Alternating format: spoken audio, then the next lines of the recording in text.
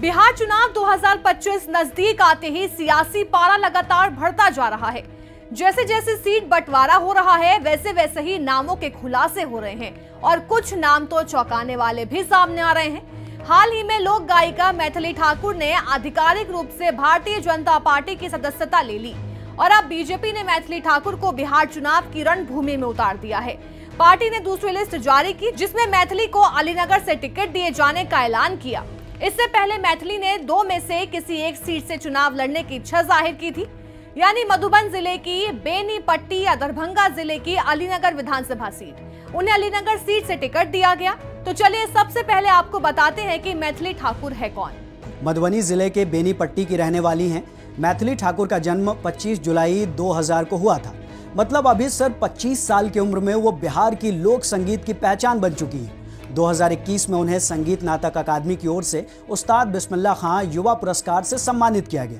भारतीय शास्त्रीय और लोक संगीत में गहरी पकड़ रखने वाली मैथिली को संगीत विरासत में मिला है। उनके दादा और पिता दोनों ही संगीत के जानकार हैं। दोनों भाइयों के साथ मैथिली बचपन से ही तबला, हारमोनियम और शास्त्रीय गायन की तालीम लेती आई हैं। मैथिली ने इंडियन आइडल और सारेगामा जैसे रियलिटी शोज में भी अपनी आवाज का जादू बिखेरा।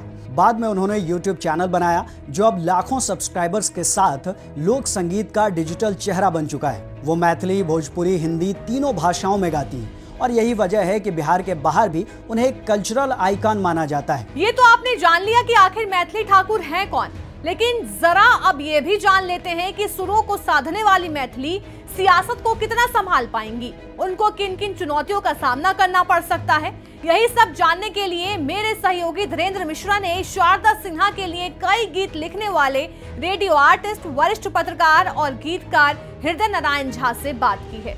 आप ये कहिए कि आप एक पत्रकार रहे हैं और पत्रकारिता से जुड़े हुए हैं और गीतकार हैं। शारदा सिन्हा के कई अच्छे गीत जो लोकप्रिय हुए वो आपने खुद ही लिखा है और अभी मैथिली ठाकुर को बीजेपी ने बिहार के अलीनगर से टिकट दिया है।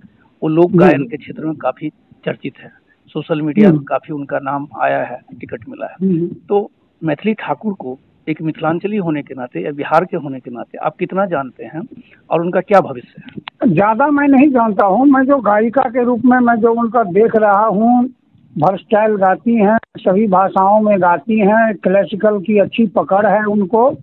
तो प्रतिभा तो अनंत प्रतिभाओं से युक्त है वो संगीत में, इसमें तो कहीं दो राय नहीं है। किंतु मैं भी एक रेडियो आर्टिस्ट होने के नाते और मैथिली के प्रतिनिधि लोकगीत के गायक होने के नाते इतना जरूर जानता हूँ कि एक गायक जो होता है वो सबका होता है, वो किसी पार्टी का नहीं हो सकता, न किसी संगठन का हो सकता। और जब वो स्वयं को परिभाषित कर लेता है किसी संगठन और पार्टी से, तो कहीं न कहीं वो अपने कलाकार व्यक्तित्व और चरित्र को स्वयं छीन कर लेता है।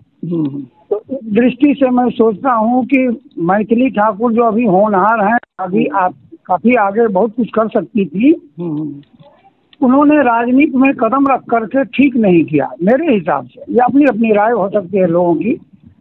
लेकिन दूसरा सवाल मेरा आपसे ये है, हाँ, क्या मैथिली ठाकुर राजनीति की समझ है मैथिली ठाकुर में या नहीं भी है?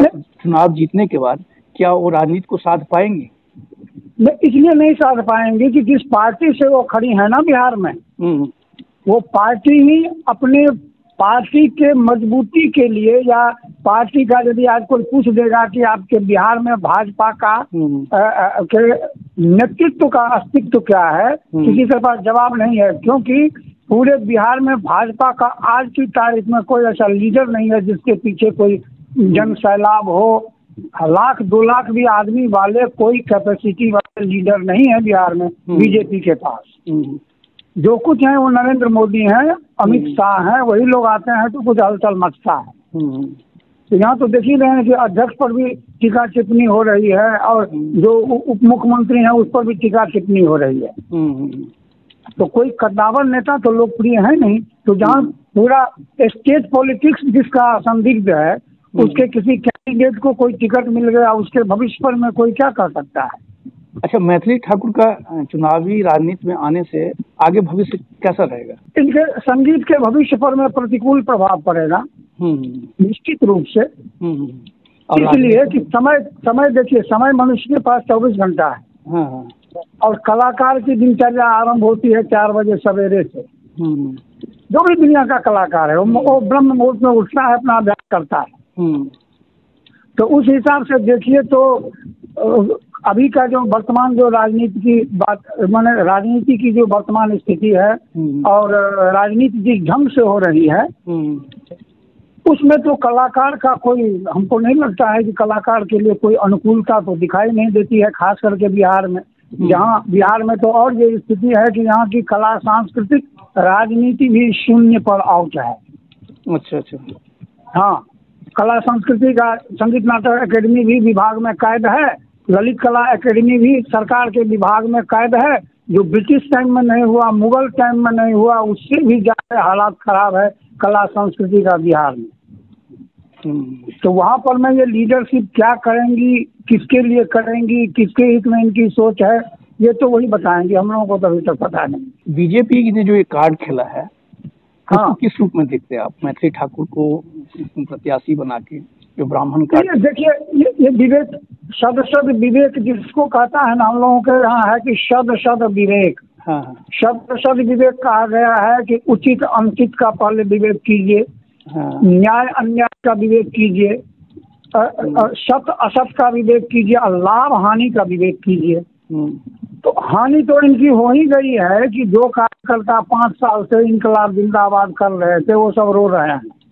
वो लोग परेशान हैं कि हम 50 बरस की बूढ़ी महिला हो गए, 45 बरस की हम जवान युवा महिला हो करके हमने दिन रात एक कर दिया, हमको कोई पूछा नहीं। एक 25 बरस की लड़की आकर के हमारा कैंडिडेट बन गई, अब उसके पीछे पीछे मुझे चलना होगा। तो बात तो बहुत सारी हो रही है, देख रहे हैं, सुन रहे हैं।